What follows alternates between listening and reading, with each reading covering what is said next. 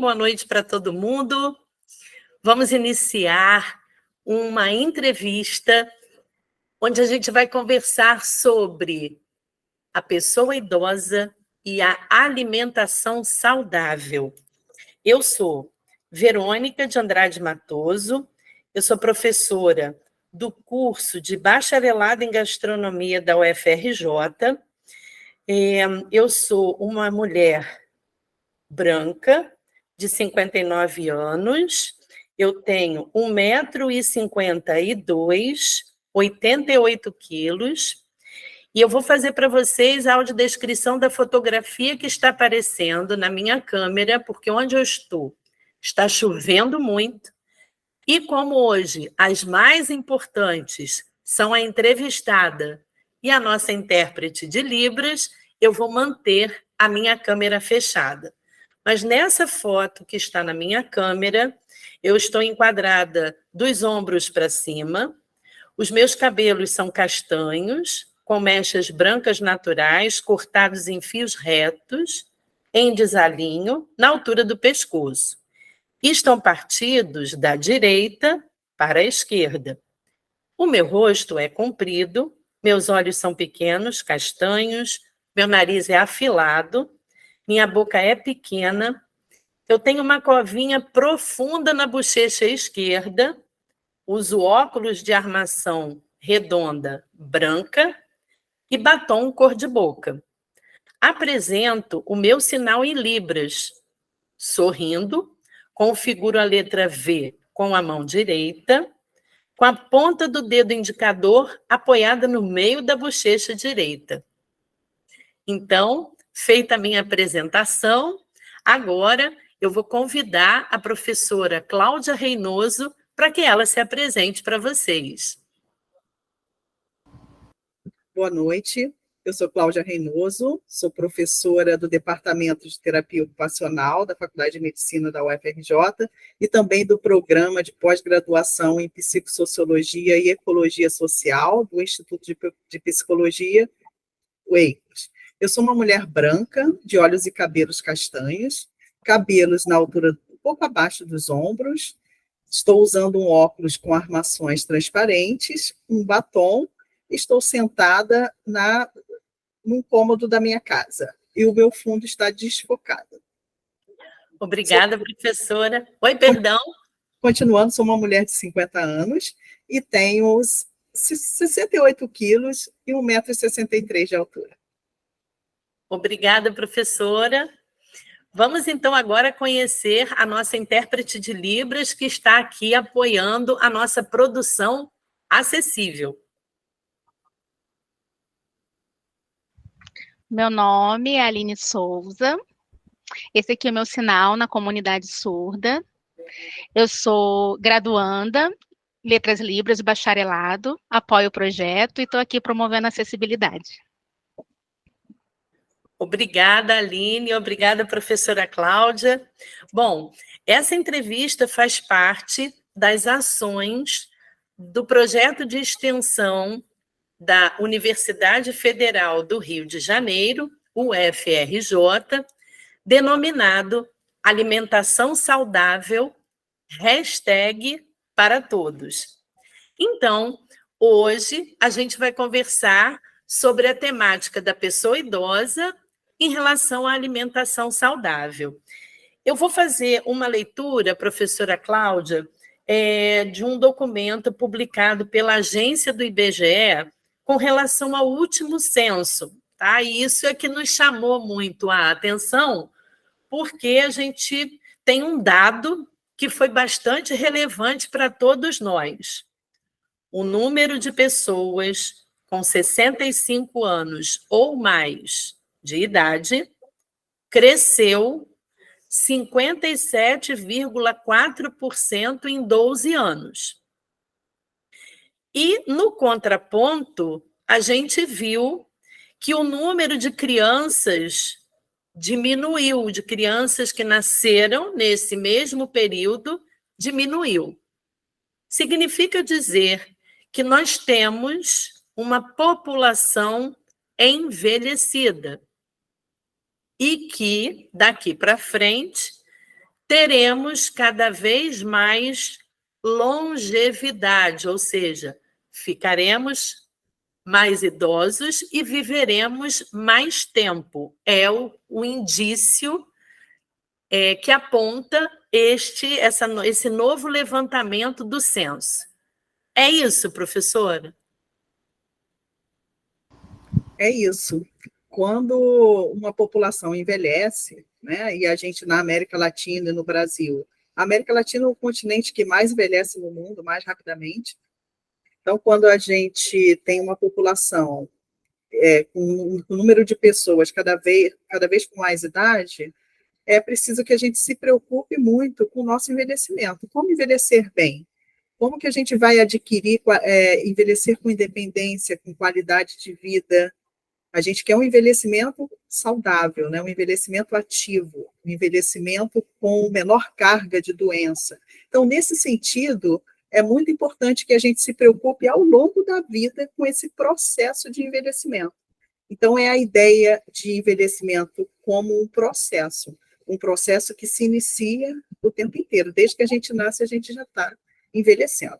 Então, é muito importante a questão da alimentação saudável, da atividade física, de se fazer boas escolhas na nossa vida, né? Então, tudo isso faz parte de uma preocupação que deve ser de todos. E todo mundo deve se preparar, né? As cidades devem se preparar, todos os ambientes sociais, culturais, o sistema de saúde. Então, toda a sociedade, para lidar da melhor forma com o fenômeno de envelhecimento, é preciso a gente se atentar com hábitos saudáveis, né? E a alimentação, nesse sentido, é crucial, até porque algumas condições de saúde, elas estão relacionadas também com o envelhecimento, né? O aumento das doenças crônicas, o aumento da questão de algumas doenças ligadas aos hábitos de vida, né? Diabetes, a hipertensão. Então, é preciso a gente se conscientizar ao longo da nossa vida,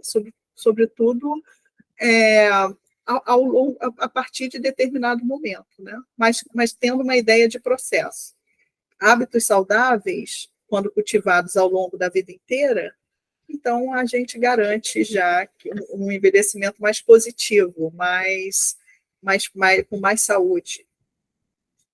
Professora, com relação a atividades relacionadas à alimentação, se a pessoa que hoje é idosa não teve esse processo saudável ao longo da vida, é bem possível que ela viva hoje, no seu cotidiano, uma situação de alerta em relação a essas doenças, e especificamente a diabetes e a hipertensão. Vamos supor que estejamos falando de um idoso.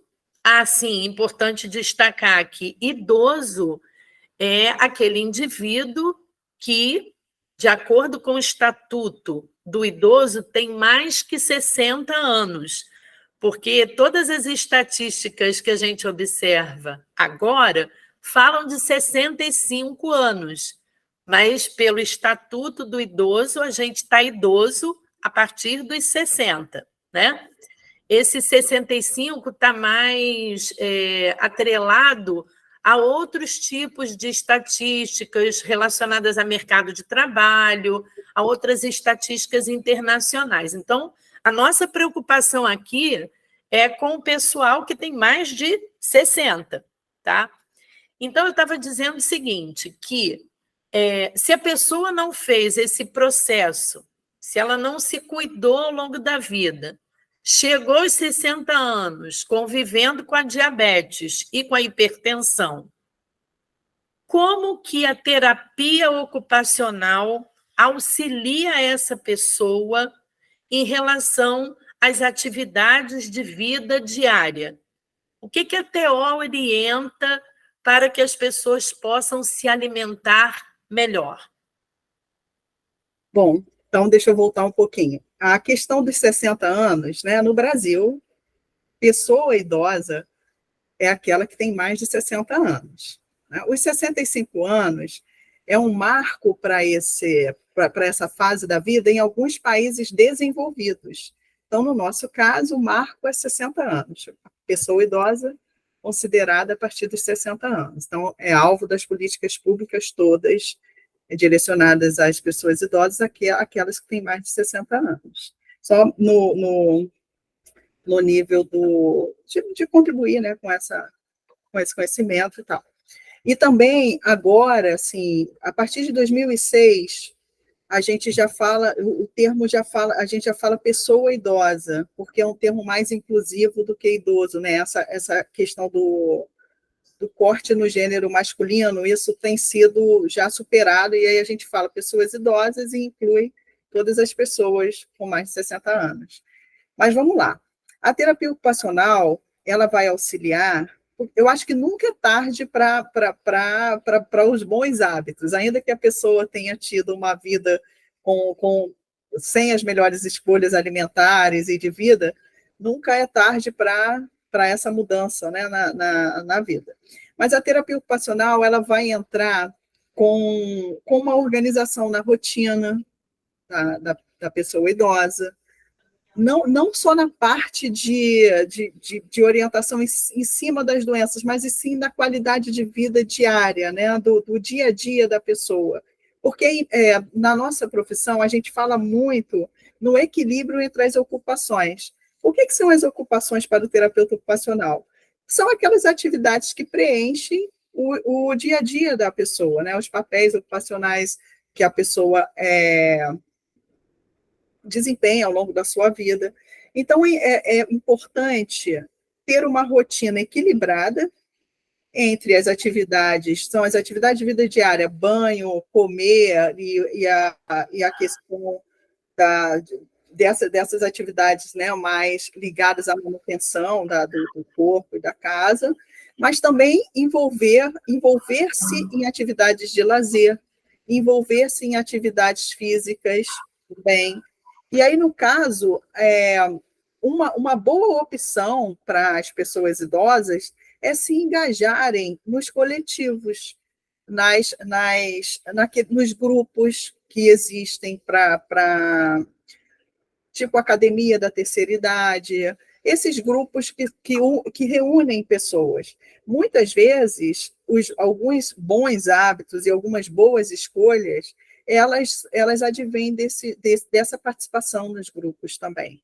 Porque, ao participar do grupo, a pessoa idosa ela tem alguns modelos de envelhecimento mais que estimulem que ela também venha a desenvolver esses bons hábitos, ela vai inserir os passeios, o acesso à cultura na vida dela, então ela vai ter a vida transformada a partir da inserção nesses coletivos. E não é raro que esses coletivos, Verônica, eles têm, às vezes, algumas atividades de oficinas interdisciplinares, onde se troca receita, onde se troca experiência, onde se trabalha aquela memória afetiva que vem, muitas vezes, da culinária. Então, também, a terapia ocupacional, ela, às vezes, trabalha muito em parceria com os nutricionistas, com outros profissionais. E o profissional da gastronomia também é muito bem-vindo a essa interação interdisciplinar, né? Por exemplo, se a gente está numa unidade de saúde ou em algum outro ambiente que reúne essas diversas profissões, nada mais legal do que se pensar em atividades interdisciplinares, interprofissionais, né? Então, acho que a gente tem muito diálogo, a terapia ocupacional tem muito diálogo com a gastronomia e também com a nutrição e com a gastronomia e com a educação física, enfim, com todas as profissões que vão lidar com o envelhecimento saudável. Então, as ações interdisciplinares são ótimas estratégias. Professora, quando você fala em coletivo, me vem logo à mente o primeiro coletivo do qual todos nós fazemos parte, que é a família. Com quem a gente faz as nossas refeições diárias, com quem a gente compartilha a mesa nos momentos dos nossos grandes rituais, seja os nossos rituais de passagem, como aniversário, casamentos, batizados, as bodas, né? Mas temos também outros eventos ao longo do ano que a gente chama de eventos sazonais, nos quais a gente também se reúne, como o Natal, por exemplo, essas festas de fim de ano. Qual é o papel da família no processo de cuidados e de alimentação saudável da pessoa idosa? Então, existe a família, o primeiro coletivo, né, o primeiro ali palco das interações intergeracionais, né? Eu acho que a gente pode falar, né, do papel da família na alimentação do idoso, mas também a gente pode inverter e falar do papel do idoso na alimentação da família, né? Assim, a primeira interação ali é sempre uma via de mão dupla, né? Então, acho que em torno da alimentação, muita coisa boa, muitas memórias, muita história acontece em volta de uma boa mesa, né? Em volta da alimentação. Então, acho que os avós, essa relação entre avó, eu estou propondo uma inversão, né? Essa relação entre os avós e os netos, muitas vezes se dá também em torno da alimentação, né? Qual o neto que não procura a comida assim da avó, né? Sempre. Então, e qual a avó que também não deu suporte ali na alimentação do recém-nascido? Então, acho que essa interação, ela é muito, essa relação, intergeracionalidade, alimentação, culinária, mesa, sociabilidade familiar, né? Ela é muito direta, ela é muito ínfima e está ali para o tempo inteiro. Então, é importante que a gente sempre procure envolver a pessoa idosa nesses rituais que a Verônica falou bastante, né? A vida é sempre, né, festa junina, agora a gente está na época do Natal, mas então tudo isso também são, para a pessoa idosa, são formas também de orientação, principalmente para aqueles que já têm uma idade muito elevada, os idosos mais idosos, né, vamos dizer assim, ou aquele que já tem um comprometimento ali por conta da idade, ou um comprometimento cognitivo. Então, esses marcos temporais, e que são muito também, vamos dizer, entre aspas, ilustrados pelo tipo de alimentação que cada rito pede, né? E isso também é uma forma de orientação, e que os terapeutas ocupacionais se utilizam muito dessa estratégia também. Né? Festa junina tem uma determinada alimentação, Natal, outra determinada alimentação.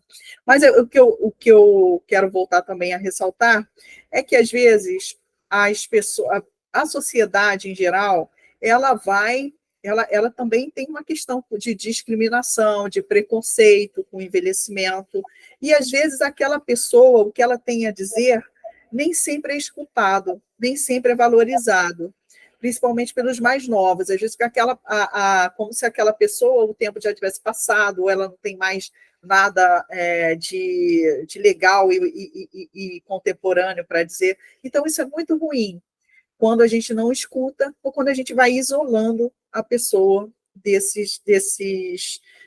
dessas comemorações. Eu não digo isolar fisicamente, mas isolar, a pessoa está ali, mas ninguém está interagindo com ela, ninguém está escutando. Então, é muito importante também que as famílias repensem também essa relação com o envelhecimento, né? E cada vez ser mais inclusivo, cada vez buscar, ainda que a pessoa tenha alguma dificuldade, o que ela ainda pode participar em termos até de preparar essa comida, porque isso é muito importante também. Não só sentar à mesa, mas se sentir parte dos preparativos. Isso também é muito benéfico para a pessoa. Ela pode já não conseguir, a depender da idade, né, e das suas condições, ela pode não conseguir fazer mais o que ela fazia antes, mas pelo menos alguma etapa desse preparo, alguma etapa dessa preparação para essa festa, no caso a gente está falando do Natal, que ela também possa ser incluída. Ouvindo você falar, professora, me vem à mente uma palavra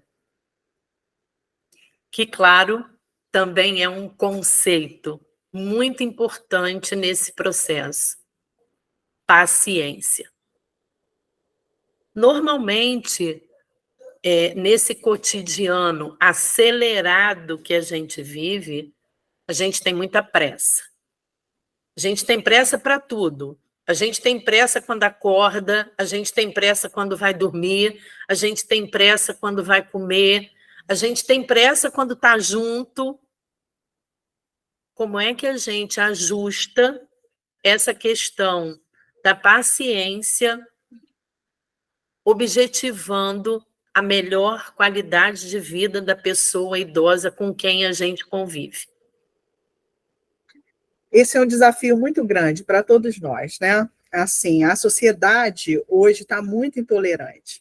Se você recebe um e-mail com mais de 5, 6 linhas, você já, né, não vai ler por alto. A pessoa que recebe um áudio, se ele tiver mais de 1 minuto, ela vai acelerar em 1,5 ou 2, né? A gente já tem até esses recursos, assim, como se essa vida acelerada está cada vez mais naturalizada.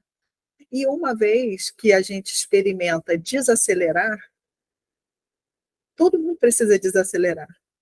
Se alguém se der a oportunidade de desacelerar, de se afastar um pouco das redes sociais, dos recursos de internet, de WhatsApp, vai ver como é benéfico isso, né? Então, para mim, eu acho que é um grande desafio a questão da paciência geral, né? Ainda mais com a pessoa idosa, isso fica mais acentuado, porque ele fica visível em vários momentos da interação.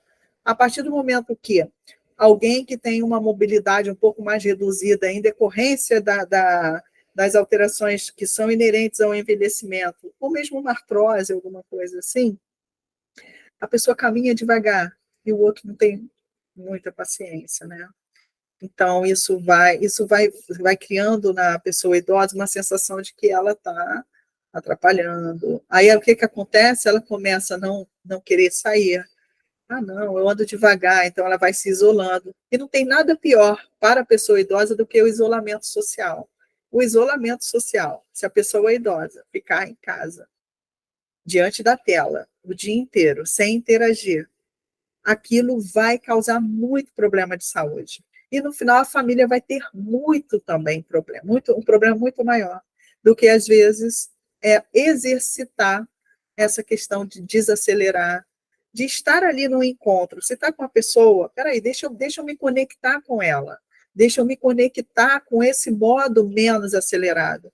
No final das contas, vai ser benéfico para todo mundo, porque a vida muito acelerada é muito ruim, né, para todo mundo.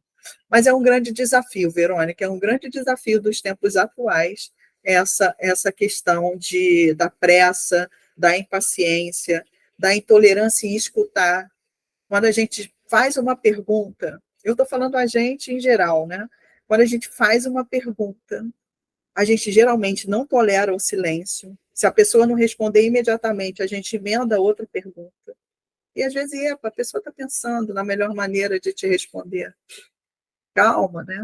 Então, acho que essa questão de uma abertura para a diversidade, para as pessoas que têm um outro tempo, que precisa das coisas com mais tranquilidade, isso é muito difícil, isso é um grande desafio dos tempos atuais.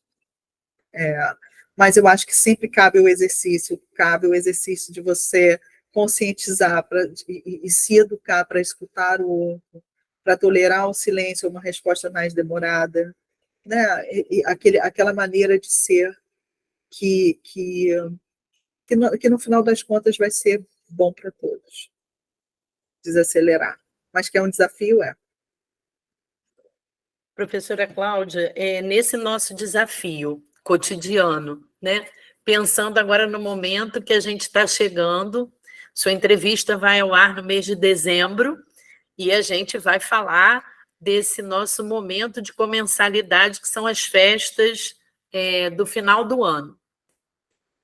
Vamos imaginar um idoso, uma pessoa idosa, como eu acabei de aprender, uma pessoa idosa com alguma limitação seja ela na fala, a gente já aprendeu que a gente precisa dar tempo a essa pessoa para ela se expressar. Mas na hora dela se alimentar, as mãos já estão trêmulas, não temos mais a mesma destreza para levar a comida à boca. E conectando com esse momento em que tudo vai para a rede social, que limites nós devemos ter no nosso encontro em família para que essa pessoa possa participar sem estar constrangida por conta de suas limitações?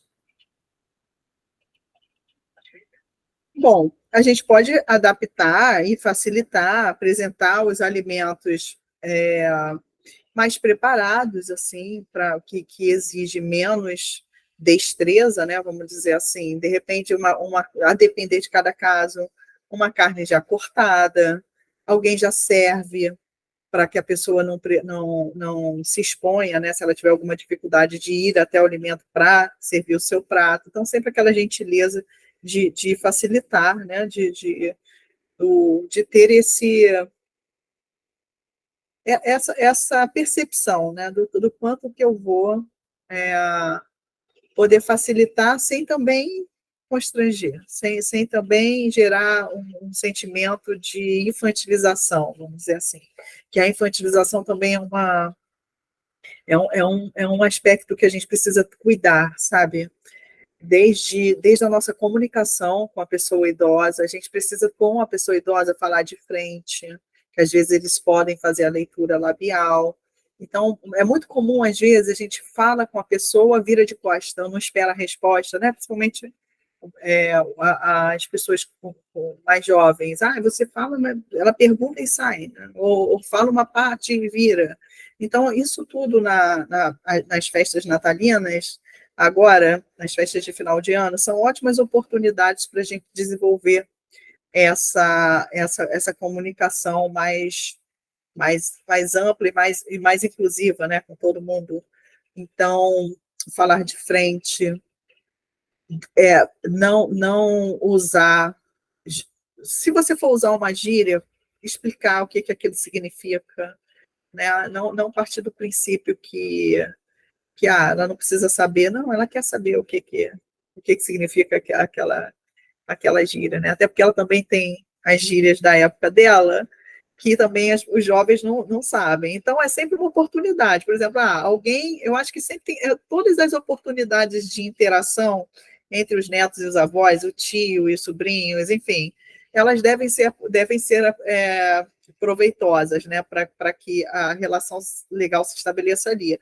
Então, se o grupo jovem ali fala uma gíria que o idoso a pessoa idosa não entende, a pessoa idosa também pode falar uma gíria da época dela, e ali vai criar um ambiente mais descontraído, mais divertido.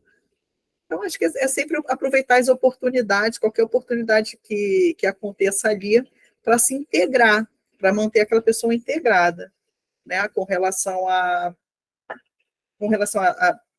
algumas adaptações do momento da alimentação, eu já falei. Sempre tá atento para não infantilizar, não chamar a pessoa no diminutivo, falar sempre de frente, explicar o significado das gírias mais atuais, enfim, uma coisa assim nesse sentido, viu, Verônica? Mas é importante sempre incluir. E cada um seja um agente dessa inclusão, né? Todos nós. Bem, professora, a gente está caminhando para o finzinho da nossa entrevista, maravilhosa. Aliás, já aproveito para agradecer muitíssimo a sua predisposição para estar aqui conosco, dedicar esse tempo para nós. Eu aprendi muitas coisas nessa nossa conversa e eu vou trazer 3 palavras que ficaram muito no meu pensamento: respeito, paciência e aprendizado. E por que aprendizado? Porque todos nós vamos envelhecer. Quem ainda não é uma pessoa idosa, certamente, com todas essas possibilidades que nós temos hoje, a gente pode se tornar uma pessoa idosa mais saudável, e aí a gente vai ser idoso por mais tempo. Então, quais seriam as suas considerações finais com relação à alimentação e processo de qualidade de vida, para que quando a gente ficar idoso ou uma pessoa idosa, a gente esteja melhor? O que você sugere para a gente? Eu acho que a gente precisa cuidar da nossa alimentação. Claro que é um momento de comemoração. A gente, no Natal, até se libera um pouco mais para alguns, para se dar alguns luxos, mas que aquilo que a alimentação sempre é bom a gente tomar cuidado, principalmente a pessoa idosa, tomar cuidado com excesso de sal e com excesso de doces, né? O Natal a gente até tem um pouco, né, de mais tolerância, mas é sempre importante ao longo da nossa vida a gente cuidar desses excessos, principalmente sal e açúcar. E o que acontece também que as pessoas pensam um pouco sobre isso, né? Deveriam pensar mais. O corpo todo envelhece. E aí não é só um envelhecimento. Qual é o envelhecimento aparente, né, que todo mundo vê? O cabelo ficando branco, a ruga, né? Esse envelhecimento mais aparente. Mas o que acontece? As células gustativas, elas também envelhecem. E aí elas também perdem um pouco da sensibilidade. Aí o que acontece? Aquele que pode falar, fulana sempre cozinhou super bem, agora ela está fazendo as comidas salgadas. É porque ela perdeu um pouco da sensibilidade. Também envelheceram essas células. Né? Então, a gente para pensar pouco sobre isso. Aí, mas quando essa célula envelhecida, ela também comprometida, o que acontece? A pessoa vai colocar cada vez mais açúcar na sua comida, cada vez mais sal na sua comida. Então, é importante também a gente pensar junto, Verônica, aí com a gastronomia, com a nutrição também, como que eu vou substituir o sal por algum tempero que seja também talvez mais forte, para atender aquele paladar envelhecido, né? Então, cuidado com sal, com muitos doces, com as bebidas alcoólicas também. Né? O excesso de álcool é muito prejudicial, e nesse final de ano também as pessoas costumam extrapolar. Então, não tem assim, essas recomendações acabam que são para todos nós, né? Mas também tem um certo, os dados indicam alguns índices assim preocupantes com relação ao envelhecimento, né? Em torno também do uso abusivo de bebidas alcoólicas. Então, a gente cuidar bastante disso. Por quê? Porque quanto mais cuidado a gente tiver com a nossa alimentação e com a nossa saúde, mais tempo a gente vai viver e aproveitar a vida. Né? Aproveitar a vida de uma forma mais independente, com mais saúde e disposição. Então, sempre... E os exercícios físicos também, né? Sempre importante se cuidar também, fazer aquela caminhada, participar da academia, musculação também é importante. Então, são os bons hábitos ali, rotineiramente, que vão fazer diferença no envelhecimento. Não sei se eu respondi aí direito. Ok, professora. Foi ótimo. Super respondeu. E nós, em nome do projeto de extensão Alimentação Saudável, #para todos, e também da nutrição, da gastronomia, da UFRJ, e todos os nossos parceiros, agradecemos muito essa oportunidade de aprendizado que a gente teve agora.